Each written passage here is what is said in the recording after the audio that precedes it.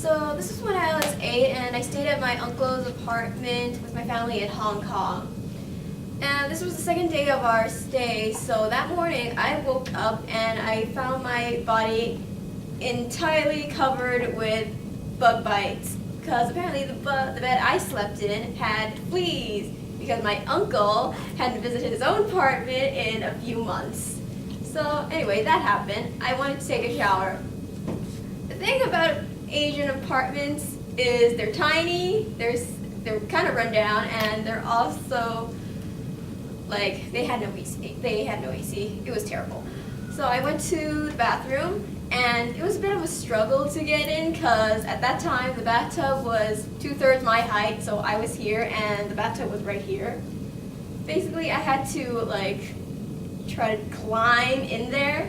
Eventually, I did, and I did everything. I showered, I washed my body, and I had to get out.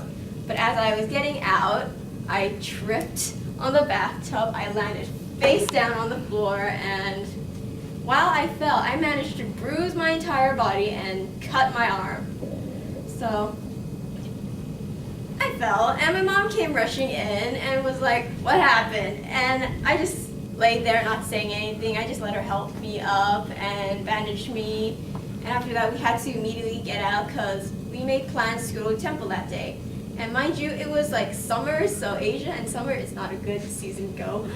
And the temple we went to was not any ordinary temple. It was like old school temple, which means it's high on a mountain. There was no elevators, there was no electric cars to pull us up, and the only way to get up there was to climb that tall pile of stairs.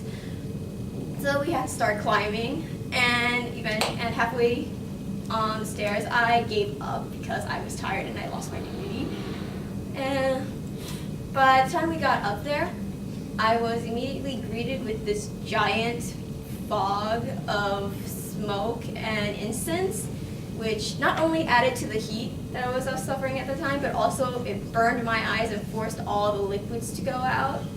So we stayed there for about an hour until we had to go to another city to have lunch because the temple only had vegetarians and we're meat eaters, so we're going. And we went to the metro,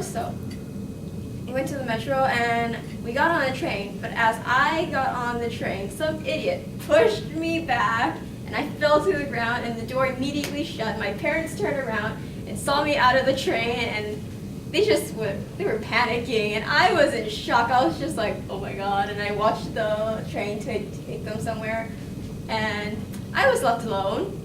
I had no idea where I was. I was petrified with fear, so I was evaluating my situation. My parents are gone. I'm in a foreign country. I have no way to contact them. This is not a good situation to be in.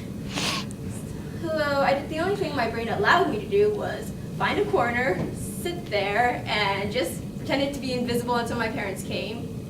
Eventually they did come after half an hour. And when I saw them, I immediately started crying because I was just so tense from waiting for them that long. And I cried all the way to the restaurant until I finally got some food and calmed down. By that time, I wasn't scared or anything anymore. I was just so pissed off that I told my parents, I hate this place, I want to go back home.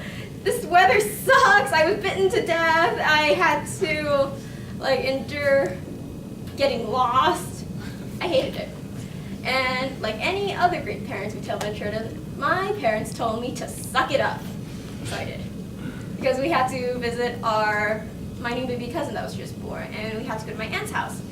So we drove there, and that was the most comfortable experience I felt all day, because my aunt had AC, she doesn't have any bugs biting me, she had a normal bathroom, and it was so comfortable there that I knew I couldn't leave. So when it was time to go, I begged my parents, literally begged them on the floor that I had to stay, and about a few minutes of negotiation, they said yes. And that saved my entire 2-month stay in Hong Kong.